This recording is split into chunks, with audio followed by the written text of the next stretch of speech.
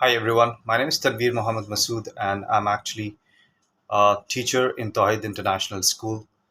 And I'm also an online English tutor, and I teach abroad in various countries of the world.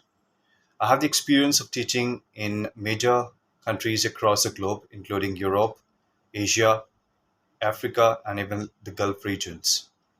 I also teach in countries like US, and I have the experience of teaching in Australia as well. Here in this particular video, I'm going to introduce myself, and also I'm going to put a demo of some concepts of English language and literature.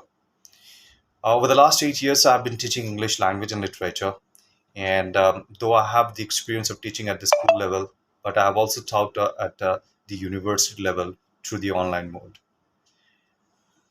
I'm actually a teacher at Tawhid International School, which is an upcoming school at Hora, and I work for Preply Incorporated, which is actually an online educational website, and they have their office in US. Out here, I'm going to talk about myself a bit, and then I'll just put across to you some thoughts about English language and English literature and its brief history. As far as I'm concerned, I'm actually 43 years old, and I'm actually from Calcutta, and I have actually spent close to 8 years teaching people from across the globe, and I have been focusing on language and literature. Though I do teach with some basic concepts and also some kind of upgraded concepts of business English as well. I'm a master's in business, MBA in HRM, human resource management, and I'm actually a certified HR as well, right? And I have actually worked on softwares like SAP. I've got certification to teach English language and English language grammar, and I've got clearances and certifications from educational institutions to teach English language and literature. I'm also a BCom, Bachelor's in Commerce from Calcutta University, and I did my MBA from Sikkim Manipal University. So, in this video, I'm going to talk about the background of English literature, the history of English literature, with a special emphasis on a few of the stalwarts of the earlier English era. Now, English language and English as a language basically actually started off way back in the 16th century, and it all started off with an effort from the people of that period of time, right? Who just wanted to make sure that it had its impact in the German region, right? Germany was the first place where English language started off, right? But Germans were more focused on their own language, and hence English as a language could not actually put its footprint out there in that part of the world, right? So slowly and gradually, it just got transferred to another region called the Great Britain, where it actually got recognized and it actually developed as a whole and sole language out there. Now, there were different tribes who came in to that part of the world, right? And they started using this language in their own ways. So one of the tribes of that period of time was actually the Anglo-Saxons. The Anglo-Saxons started off a language which was called the Old English or the Beowulf language. This Beowulf language was actually considered to be the English language at that point of time.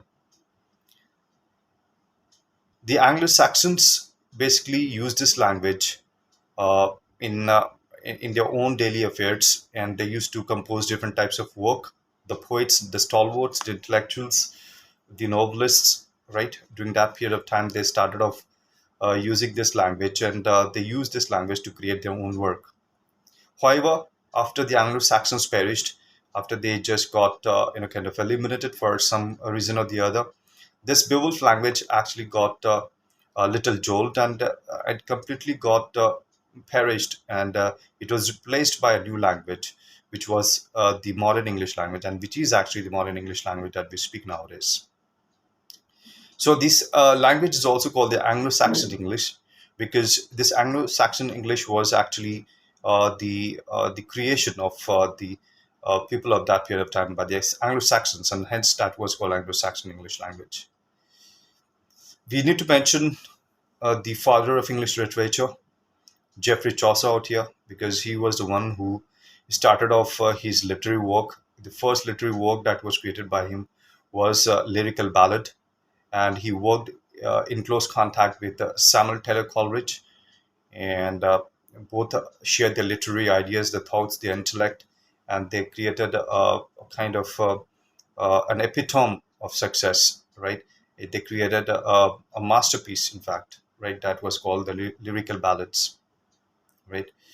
So Geoffrey Chaucer, as I mentioned, father of English literature, he went on to create many masterpieces during his reign, during his time, and there were kind of successors during that period of time, or they were kind of contemporaries who drew a lot of inspiration from his work, and they actually included his concepts right in their own work.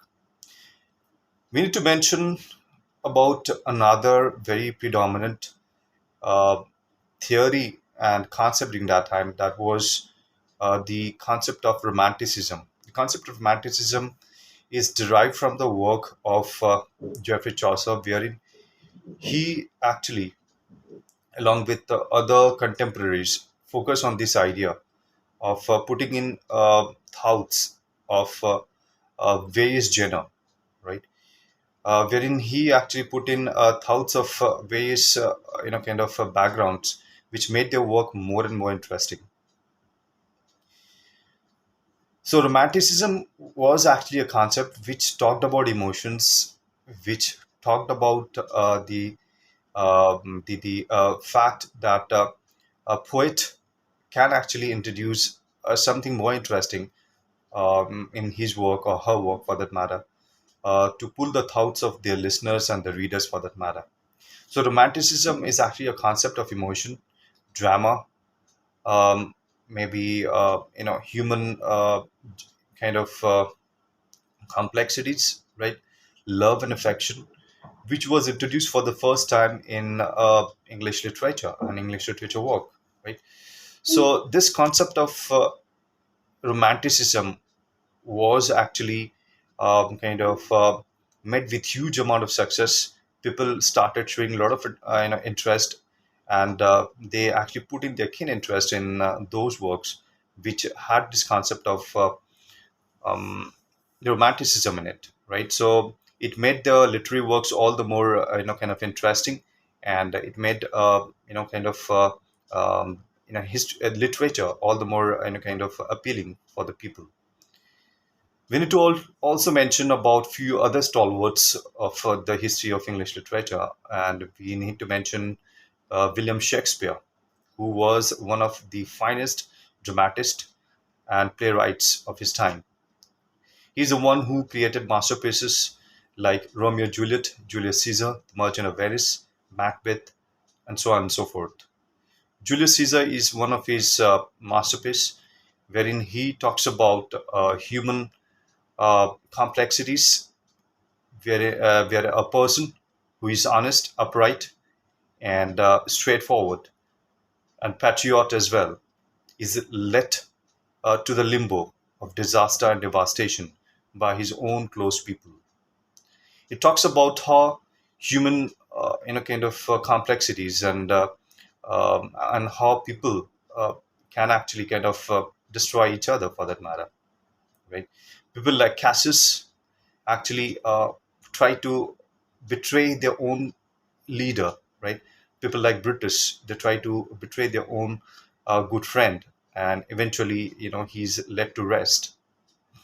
So this is actually the theme of William Shakespeare's Julius Caesar, where he actually talks about a cheat and deceitfulness of a good friend, and he actually has to die at the hands of his own people.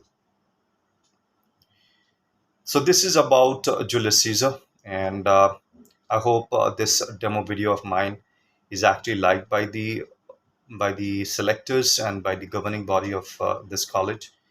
And I'm looking forward to meet all the concerned individuals by a proper and unanimous call from the people out there. Right? I hope to see you all soon. Thank you very much.